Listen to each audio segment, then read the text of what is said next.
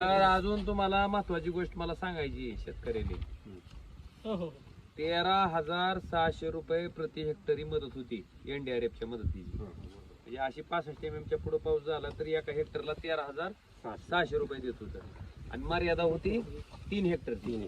तर सरकारनं काय म्हणलं आता की शेतकऱ्याला काय पैशाची गरज नाही म्हणले, त्यामुळे 13,600 ची मदत केली 8,500 आणि ती सुद्धा मर्यादा जी 3 हेक्टरची होती ती आता केली 2 हेक्टरवर.